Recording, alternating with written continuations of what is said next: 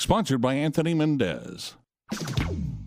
AM 1220 KDOW and Money 2.0 present The Real Estate Report with Tony Mendez and Gordon Hines. Bay Area real estate and mortgage experts with over 25 years in the business. Now, with an in-depth look at this week's local and national real estate news and what it means for you. Your hosts, Tony Mendez and Gordon Hines.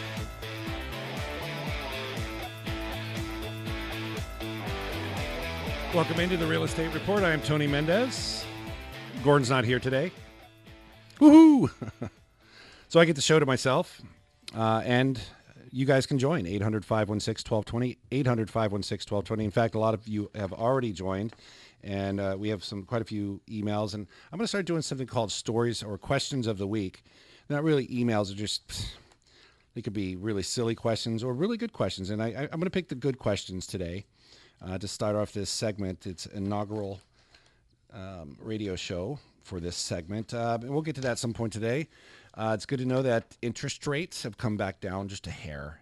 What it really means is they stopped going up.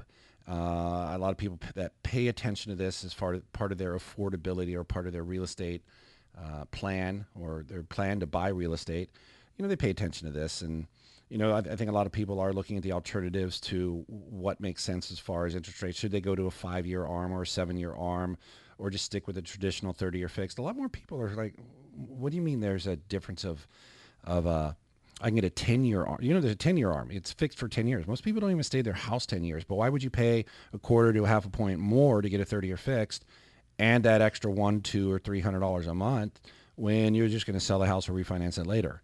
So a lot of people are thinking that way, but then you have the people who are locked into their house. I'm sticking to a 30-year fixed. But that's not a scenario we're going to talk about today, but it is something people are warming up to more often. 30-year fixed, according to Freddie Mac weekly survey, 4.54%, and a 15-year at 4.01%, and a 5-year ARM at 3.74%. That's a big difference, 0.8% difference between the 30-year fixed and the 5-year ARM.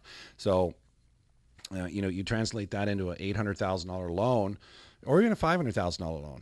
It is a big difference, and thousands of dollars a year, thousands of dollars over that 5-year period. And you can go, you know what, maybe I'll just take some of that money I saved and refinance in 5 years. So it is a scenario that a lot of people are starting to look at more often. Yet at the same time, ARM usage is down. I don't even know what it is. It's hard to track something so small. It's like 3 or 4 or 5% of all transactions are ARMs. So with that said, you can call the show 800-516-1220, 800-516-1220, or go to our email, tony@bayarealoansource.com. Some of the stories that we're going to hit today, over asking price, kind of a crazy scenario in San Francisco where a house sold for $1.9 million over asking price. Some of the cities in the United States where renting over a 30-year period would cost you over $2 million. Homes in America are selling at a record pace. I think that's the biggest story, that over a 10-year period that Trulia has been tracking this statistic, that houses are selling faster than they have back to 2010. And it's down to 64 days. That's down from April of 77 days of last year. So the quicker pace of the markets is proof that the economic recovery is in fact happening. It's a decade after the housing crisis. It's inspired confidence in home prices and confidence in people, the buyers, and with all the jobs out there. And it's creating this new crisis of affordability. And that's kind of what it's crazy out there, that the buyers are being able to buy, and the ones who can't, the renters who can't, are sitting on the sidelines. And there's even buyers or owners that are sitting on the sidelines and they can't sell. So this is a very interesting way to look at real estate as if it peaks and homes stop selling, all right, and then people start realizing, okay, maybe we start selling and we're going to move somewhere else and we're going to put more money into a different area, or we're going to sell and we're going to buy a place free and clear, and then more inventory starts hitting the market. And that's the key. More inventory starts hitting the market. Are there enough buyers to maintain home prices where they are? And I think that's the big question going through 2018 into 2019. If we start seeing a pickup in sales, there are some reports seeing that the higher end, and to say the I think that's the top 5% of the home prices in a metropolitan area, or maybe it's the top 10. Those are actually starting to slow down. And that's really where the big problem is that the lower end inventory is still shrinking while the upper end is growing. So I think we're going to continue seeing, if I was looking at a house today, there's no doubt as an investment and a place to live, if I can get both, I would be looking at something in the more affordable range here in the Bay Area. I'd say that's anywhere under $800,000 because there's a lot more people who can afford an $800,000 house than it can be over 1.3, 1.4, and so on. So when you look at that as an investment point of view, and you look at, we have people sitting on the sidelines right now going, "Oh, okay, I got a $600,000 house, and it's going to be $650,000 next month." Yeah, that's what's happening. And then next month or next quarter, it'll be $700,000. So we're seeing $5,000 to $10,000 a month on the median home price here in the Bay Area on a monthly basis increases. And I think that will continue on the lower end pricing as long as we don't see a gluttony of more inventory hitting the market until those homes get to that other price range, the next step or the next level, the low, the medium, and the high. So I think that's the biggest story of really of 2018 is inventory. And how do you categorize that as far as how you work that into your real estate? I look at it as an opportunity for most cases. It means that if we more often or not, we're getting a question, well, I don't really know if I should buy that $1 million property because I don't want to really lose my down payment if the market turns. Well, if you said that last year, you'd be up 10%. San Francisco went up 13.5% year over year. So if you bought that $1 million property there, it's now worth 1.15 or something like that. So and we're seeing that all across the Bay Area, again, because of inventory. And then you can look at places like Sacramento. Oh, there's a lot more inventory there, but a lot of people are moving there. So inventory is starting to dry up. Houses are selling faster, and home prices are going up because it's all perception as well. A lot more people are working from home. A lot more people are doing the super commute. We're doing a client right now out in Roseville, and one of the couples works here in the Bay Area, and they're going to do the super commute, and they're looking at those home prices and home sizes. That's the other thing too. Home sizes in the yard and the schools are better, and we're going to move out there and we're going to do the super commute. But the home prices are $600,000 instead of 1.2. So you can have half off of your house, and it's all about perception. And they're going to continue thriving off of that. Then you can go farther out into a place like Grass Valley or Auburn, and then over the hills, you can go to Tahoe. Well, that's a little bit different. But then Reno's running out of inventory. They have the highest rents right now and the lowest amount of inventory and the highest median home price they've ever seen. And it's spreading east. And it's going to continue doing that based on inventory. We have a double whammy, though. We also have 3.8 unemployment. We have relatively low interest rates. And we have wages are slowly picking up a little bit, but a little bit less in the lower end. So we do have more positives than negatives right now. So I don't shy away from real estate. I'm buying as much as I can. We just bought a place just recently. So inventory is the driver right now. Until you see more, I think that is or some sort of market correction or some sort of global event that turns the economy the other direction. So unless you don't think that's going to happen, I think real estate is still a fantastic option for your portfolio. And hopefully you can do both, your 401k or your IRA and real estate. That's the key. And think about retirement. What does real estate mean to you in retirement? Does it mean all you want to do is give something to your pass down to your children? Or is it a place to live? Or is it something, if you don't have a pension, are you going to have a rental property to help you give a couple $1,000s a month after the house is paid off? Can you pay the house off? Are you buying a property too late in your career or in your life for it to be paid off so that you can get the full amount before you can't use the money anymore, meaning i.e. under the ground? So how does real estate fit into your portfolio? And I think is something that a lot of people forget to think about the future and what it's going to mean in retirement, instead of just buying a house and hope that it goes up. So these are things that we can help you with. You can always call the show, 800-516-1220, 800-516-1220. A couple other stories out there. Home prices rise as the birth rates fall, according to some study done by, who cares what study it's done by. Basically, Alameda County, they hit the top. Oakland, a change in the median home value since 2010 to 2016 was, it says 60%, but I really think it's 55%. But the change in birth rates down 24%. Travis County in Texas, Median home value went up 33%, but the change in birth rate went down 22%. So there's no real correlation here. I just thought it was a very interesting story. Maybe baby, I think is what they called it. Put that one aside. Again, you can call the show 800-516-1220. Help me out here with any of your questions. We're going to go to an email from Jasmine. And I like this email. All these emails and what we call questions of the week. I like these all because they're here to help you. And these scenarios hopefully connect with something that you might run into. Jasmine is buying a duplex for her and her parents to share.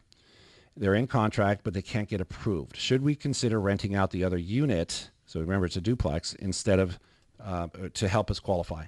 So it's all about the intent when you're doing a home loan. It's all about the intent of what you're doing. Usually for 6 months, and the lender really kind of follows up with that in some cases. They make sure the lenders make sure the lender's not asking for a lease agreement in this scenario, because you don't have to get a lease agreement when you are using the primary residence and then the other half of it as a rental. But the rents don't go to offset the debt. So Jasmine might find that let's just say it's $2,000 in rent. That extra rent might not help their income enough, but it might help them qualify. So this is a scenario we run into a lot. And you have to remember too that you have to have a legal unit in order for it to work out. But you can use auxiliary units. And as a side note, for people who own auxiliary units or another half of a unit that they're renting out, make sure you record it on your taxes, because that's what lenders use. If, say, you want to refinance it down the road, lenders need to see that income on your tax returns in order to use it. They don't use lease agreements anymore unless you go to some sort of higher rate product, what they call non-qualified mortgage products or portfolio loans. So be really careful about how you record that income. I can't stress that enough, especially around tax time. We have a lot of people coming to us and saying, what do we do? What do we do? Record your income. Yeah, you might pay some more taxes, but you do get some good write-offs as well. So don't forget to talk to your accountant about that. But for Jasmine, I would definitely consider moving into one unit with your parents, or at least telling the lender that, and then get the rents from the other unit. And that adds to your income, and that could help you qualify. So FHA is a little bit different. So we don't want to talk about that right now, but you can buy multi-units with an FHA loan. So you can put as little as 3.5% down. I think right now it's $679,000 for your conforming. For a duplex, though, it goes up to the 800s. Triplex over $1 million, and a fourplex, I think it's 1.25 or something like that. So you can put 3.5% or 5% down on a $1.2 million fourplex with FHA. Incredible product if you can use it. With that said, you're welcome to call the show, 800-516-1220, 800-516-1220. My email is tony@bayarealoansource.com, tony@bayarealoansource.com. Don't forget, there's a seminar coming up. It's called the Rob Black Seminar. It's called the Pillars of Retirement. It is in the Palo Alto Elks Lodge. That is on Thursday, June 28th, 2018. Thursday, June 28th. You can go to robblack.com to sign up, and I will be there as well. We'll come back after this break. I'm Tony Mendez, and this is the Real Estate Report here on AM 1220 KDOW. This is Money 2.0 on AM 1220 KDOW.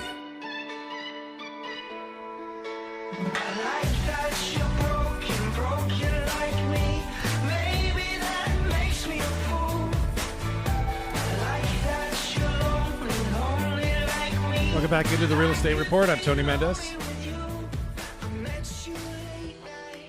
Going to call the show, 800-516-1220, 800-516-1220. I am by myself today. Gordon is out. He's in some sort of real estate event.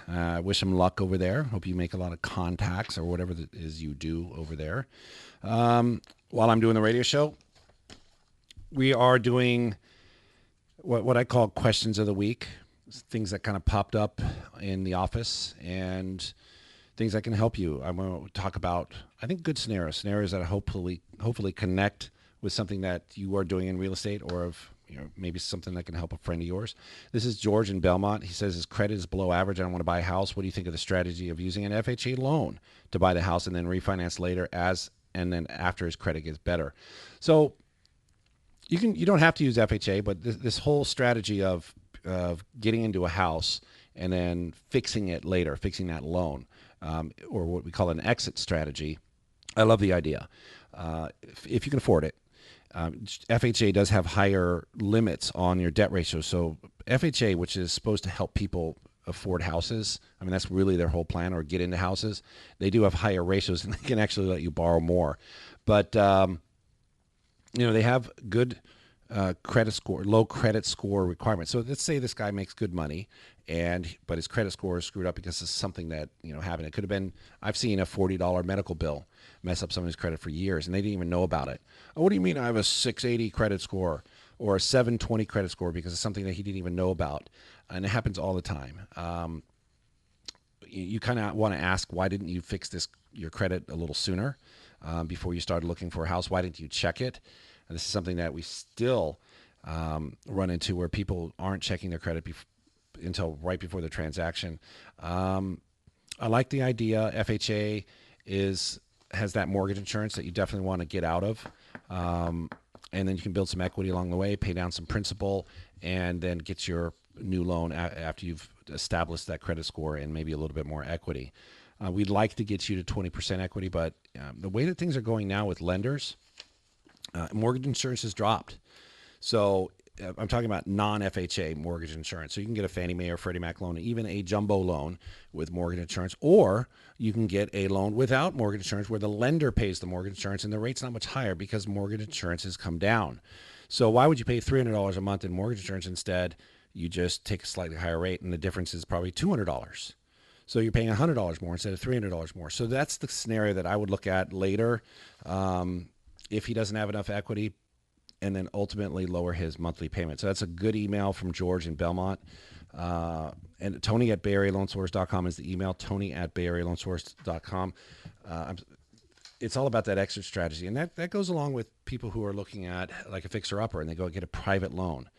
And that private loan's at 8 or 9%. They pay 2 to 4 points. And then in 18 months or 2 years, they have to get out of it. What's your exit strategy? Why did you have to use a private loan to begin with? Was it because the house was in distress, or was it because your credit was in distress? These are things that you have to plan. It still happens. People get into a loan like that, and they have no way of getting out, and they just have to sell. And that's not why people generally do not get into real estate to sell unless you're flipping properties. And yes, I can say that because Gordon's not here. He likes to say resell properties, which, by the way, is very, very popular. Even though that the volume is down, the actual amount that people are making on flipping properties is the highest it's been ever. So it's a very, very popular way to make money in real estate, but most people don't. So definitely have an exit strategy so you don't have to sell the house and put all that work into it and maybe not get as much as you thought. Other questions, buying points. That's something that's popular as rates go up. Buying points means that you're getting a lower rate. You're paying a premium for, instead of 4.5%, you're going to get 4%. You might pay a point or 1.5. That point is a percentage of your loan amount. So if you have a $500,000 loan, you're paying 1.5%, $7,500 extra on top of all your other closing costs. Does it make sense? As long as you can keep that loan beyond what they call the payback period, it makes sense. And usually that's 4 to 5 years. If it's any longer than that, then you find something that fits your time frame. I've actually done it where people have an 8-year payback period, and they'll keep their house at least 8 years, and they'll pay themselves back. You do have a lost opportunity there on the money that you spend.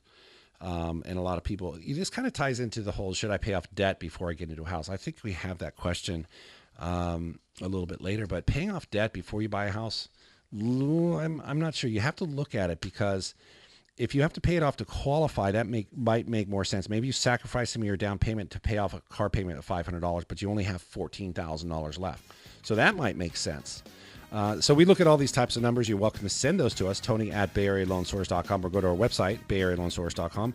I am Tony Mendez. Gordon is out today. This is the Real Estate Report here on AM 1220 KDOW, and we'll be right back after this break.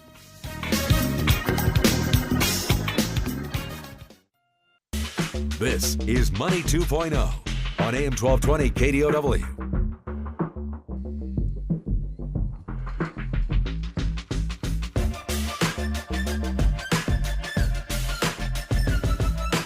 Welcome back into the Real Estate Report. I'm Tony Mendez. Thanks for being with us. Gordon is out today. Did a big powwow with some other realtors, and it's kind of what you do in real estate. You talk to other realtors.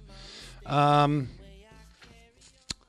prices continue to rise across the nation. Affordability is an issue for a lot of places around the United States, especially places like the Bay Area. Yet home prices are still going up. Who's buying? I think we all know people who have money. People have sold a house and they're trying to either downsize or upsize.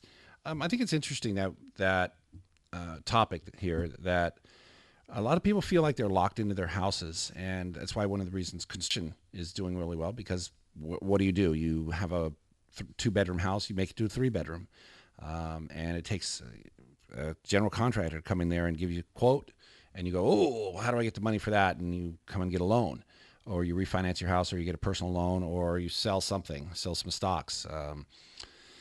So affordability does play into the market in a positive way. A lot of people can't move, and they are creating a lot of jobs in that respect as well. And they go out and buy a house somewhere else, or maybe farther away. Farther away is something that's really, it blows my mind that people still do that super commute. I did it a couple times over the last week, and I had to. I was doing some trips out to Roseville, and I did one over to Tracy, and it was crazy going through that traffic. And people are doing it, and you know, we don't have mass transit that goes out that far, at least not yet. And then you have Pleasanton. They voted down, or I don't know who voted it down, the extension over to Livermore. So is it getting better or is it getting worse? I think that's all in perception. But it helps home prices here in the Bay Area. And elsewhere. Home prices are going up everywhere. Affordability is an issue. Interest rates right now are not helping as much, but they are much lower than they were back in the last peak. That's why I think home prices still have a little bit of room to go higher. 4.5%, I think, would be the average rate right now, according to Freddie Mac. If you're in a jumbo loan, it might be a little bit higher. If you have lower credit, it's going to definitely be higher. But it's still lower than it was in 2007. Yet we're higher. We have peaks that aren't much higher than where they were back then. We just have more homes that are closer to that median peak that we had. I don't see it going that sideways until we see rates over 5%, maybe even 5.5%. Especially here in the Bay Area, we still see lots of jobs moving in and a lot of other options to get lower rates, meaning like ARMs and things like that. So we're doing questions of the week. These are questions that I kind of run across on a daily basis, and they aren't necessarily emails, just people we talk to. This is one is just a general question: renting or buying elsewhere. Renting and buying elsewhere. This is something we talk about a lot. Let's say that you're renting and you live in the Bay Area. You live here for a reason: money and jobs, and you might enjoy living here, but you can't afford a house. Maybe it was because you couldn't save enough money, or you don't make enough, but you just can't get that down payment together enough and that mortgage payment for a new property, but you're paying high rents. But you have been able to save a little bit of money, and you don't want to feel like you're sitting on the sidelines. People buy. You can be a homeowner. You just don't have to live in it. You can rent and own property elsewhere. A lot of people do it.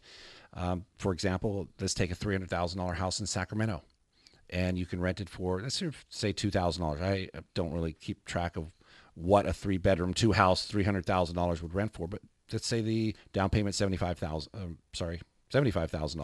$225,000 loan. Your payment's about $1,200 with tax and insurance, about $1,600. So for the sake of it, minus out some maintenance and some utilities and vacancies. Let's say you're making $200 a month. In 10 years, you've paid off $34,000 in principal, and you were paid $24,000 in rents, and the value increased at 3% to $390,000. So there's some money that you made there, and then you can do things like 1031s into another property, and maybe you're able to buy a property every 2 years and save $75,000. This is a strategy. A lot of people that say, you know what, I didn't buy real estate, or I can't buy real estate, but you can. Everybody can buy real estate if they have a job. Just what do you qualify for? That's the whole ticket. And can you buy it where you are? We're going to come back after this break. You can email the show, Tony@BayAreaLoanSource.com, or call 800-516-1220, 800-516-1220. We'll be right back. This is Money 2.0 on AM 1220 KDOW.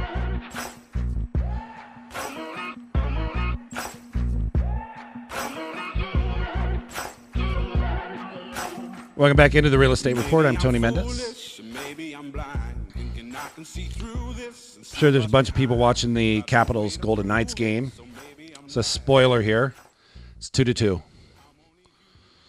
I don't know. I ask this question every once in a while to myself and to other people. Would you rather lose game 4 so you can have the game back at home, or in this case, lose game 5 to win game 5 at home? I don't know. That's kind of crazy. I'm a big time sports fan, so I'd rather have my team win. I don't care where they win. And I stopped going to many of those big games. Anyways, they're just too expensive. Tickets at the Warriors games. Wow. Go look them up. It's a down payment on a house. You can always call the show, 800-516-1220, 800-516-1220. Speaking of that, we were just talking about being a renter, but owning real estate somewhere else, not owning the property that you live in. A lot of people just, they don't like that. They don't like the idea of that. But in our earlier segment, we talked about how does your real estate fit into your retirement plan? Let's say you're in your 30s and you've saved some money for down payment and you're like, oh my gosh, that's $1 million house and you can't quite do it. But that $100,000 on a $300,000 house is quite a bit of money down, and you probably cash flow. And in 30 years or 20 years, you can get that house paid off, however you want to do it. A lot of people buy houses and go, I really don't need the extra income at this time because I'm still working, but I want to get into real estate. Maybe you do a 20-year loan, or you do a 30 and you take the profit and you put it into it and it shortens it. However you do it, I don't care. But that becomes there's a lot of jobs don't have pensions anymore. And how are you going to get that monthly income in retirement? That's the way that people need to think in real estate. What does real estate mean to me in retirement? Because I promise you, when I was 30, I didn't think at all what real estate was going to be. But now I go back and say, when I was 30, here's a couple things, do this, do that. And you'll have a couple houses here. One pays for long-term care. One pays for, your vacations every year. One pays for your IRA or your IRA contributions every year. And and then at the end, you 1031 exchange it into a property. Everybody should know what a 1031 exchange is if you own real estate, especially investment properties, and then put that into one perfect property. And then you can move into that and you can defer all the taxes. And there's so many things you can do. Or you buy that perfect apartment building. Could be a 5-unit building or 2-unit building that generates a little bit more cash flow in retirement. And you get your money working for you. And then you have that equity. You can always just go bam. And then you have if you don't need it, you give it to your children. And they give it to their children, and you build that nice, huge real estate portfolio. But it's all about thinking about real estate early and getting started, whether or not you can buy real estate now or you're a renter that's buying somewhere else. It doesn't have to be in California, yet that would be preferable. And the cash flow should be there. But a lot of people go, you know what? The cash flow's not there. I might go negative $200 or $300 a month. Good write-offs. But you're still paying principal every month. But it's definitely cheaper than if you were to buy a house on your own. Okay, so I own a house. I'm renting for $2,000 a month. I'm losing $300, so that's $2,300 you're spending every month to own real estate. And that might be cheaper than that $1 million. It will be cheaper than that $1 million purchase unless you put a ton of money down. So there's so many ways you can think out of the box about buying real estate. I'm not telling you to buy real estate out of the area. I'm telling you that. Maybe you own a house and you have extra $100,000 in equity that you don't know what to do with. It's not doing anything. Can you buy another property? Sure. Refinance, cash out, do an equity line, or take it out of your savings and do what you need. There's ways to get into real estate. It doesn't have to be here, but you have to think out of the box. Okay, more questions of the week. I'm going to skip that one. Let's go to it. Is the listing price a lie, a hook? This person that we talked to was legitimately pissed off. They were so PO'd. They put out 5 offers. They got overbid every time. So first thing I would do, I'd start looking at a new realtor. I would get my realtor's face and say, what's going on? There's not a lot of people we work with that nowadays with a realtor that is offering more than 5 times. They need to know what price to offer, unless there's some sort of down payment constraints or qualifying constraints. They might be priced out, because if they're only approved for $600,000 with their down payment and they're looking at a $600,000 house, they're going to get outbid every time, because we're looking at 5, 10, 15% over asking price. So that's your realtor not showing you a 550 house. You should be looking at that instead, maybe even lower. But you really want to put your best foot forward. You may even go to the listing agent and fire your realtor and go right to the listing agent and say, what do I need to offer to buy this house?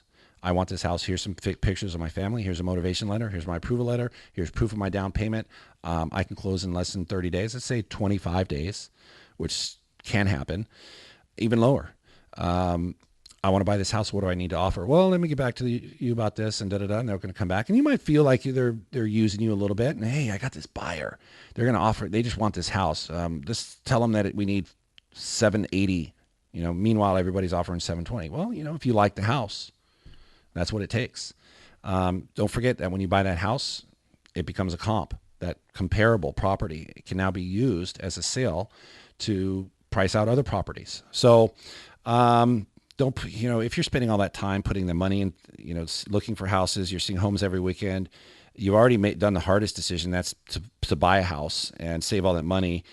Put your best foot offer forward. And if you have to, go work with the listing agent. So, 800-516-1220. You can shoot your emails to me, and I'm going to get these on hopefully every week. 800 Tony at BayAreaLoanSource.com. Tony at BayAreaLoanSource.com. Another question. This one came from my neighbor. Oh, I love this one. I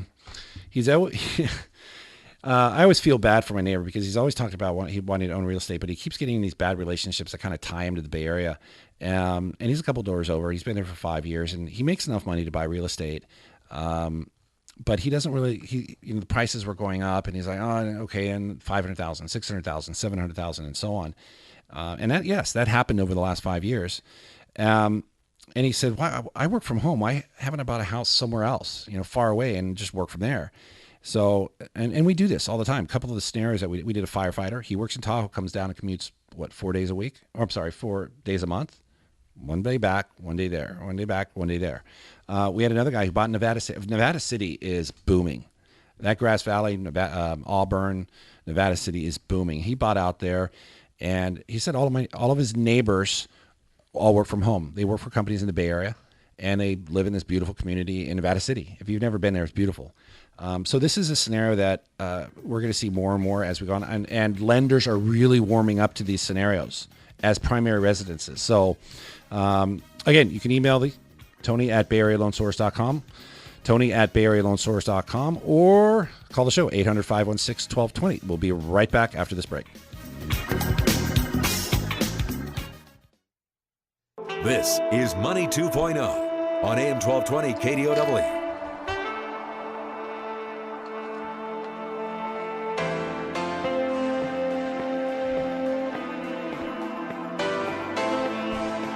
Welcome back into the Real Estate Report. I'm Tony Mendez. Thanks for being with me today. This is almost the end of our 7th year on air. It's been a great run. We've seen a lot of changes in real estate, a lot of changes in interest rates, a lot of changes in our economy, a lot of changes in pretty much everything. Jobs, unemployment. One of the segments that I'm starting is Questions of the Week. We talked about the listing price. George wanted to buy FHA loan and then get out of that later. My neighbor wants to buy a house and work remotely from some place up in the mountains. And all of these things are real scenarios that we're seeing here in the Bay Area. This one is happening more and more often. And I think we're going to see this more. And this person is relocating to a new job to a new city, and he wants to buy a home in that new town. How does that work? Really good question. Again, I think we're going to see more people realize that it's just too expensive to live here or buy here, and they're going to buy a house somewhere else. But you got to still go through the motions and the technical ways to buy a house. And it's a good question because there's not one right answer. There's 3 answers, at least 3. I'm going to give you 3. You can buy it as primary. That's the tough one, but the best way to do it. Tough and best. Best meaning it's the easiest, and you get the best rate. But if you're telling your employer that you're quitting and you going to a new job, you're not going to get a loan if you're telling your employer that you're quitting, because the lender's going to verify that employment to the day they fund the loan. In fact, they won't fund the loan until they verify your employment again. Very common procedure. So if that lender says, well, there's one box on there that says, what's the chances of continuing this job, and it says, well, he just gave his notice, and your loan's dead.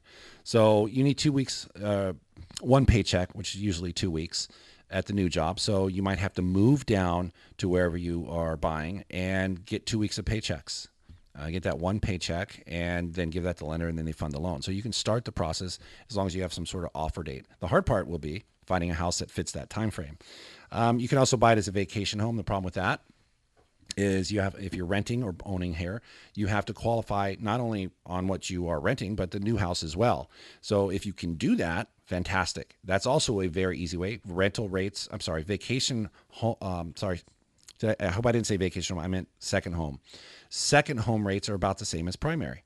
So, and as well as the down payment credit score factor. So you can do that. You just have to qualify for both, or you buy it as a rental. You just have to meet the rental down payment requirements. You do a the lowest cost loan you can, because as soon as you move into that house, you are going to refinance out of that loan into a primary residence. All you have to do is change your license, get the utilities in your name. You'll show your new job, and there you go. Again, you have that issue of telling your boss that you are quitting your job. Make sure you don't do that before you do this. So some people will go in advance and buy a property as a rental in the city they're going to move in, knowing they're going to get a job, and then they after they get the loan, then they tell their boss. So these are some of the strategies that people use. Lender paid mortgage insurance, does that make sense? Paying off debt to qualify, I think we talked a little bit about that. These are really good questions, and I hope that some of these resonate with you. If none of them do, there's other ones out there. I think everybody needs to start thinking about real estate early. You start thinking about your credit score early. You start thinking about, if you're self-employed, how am I going to do my taxes? What are my write-offs? Where am I going to buy real estate? Start early. I'm past the age of buying more real estate for purposes of investment. I might flip some more properties, but I wish I thought about it more when I was in my 30s. I know the 20s, it's tough. You want to do a little bit more other things, but start early.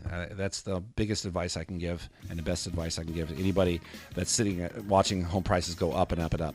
Anyways, we'll be back next week. Thanks for joining us. You can always email the show, Tony@BayAreaLoanSource.com. I don't have an update for the score, but I think the Caps are tied with Vegas right now. 3-2 Vegas. We'll come back next week. Thanks for joining us.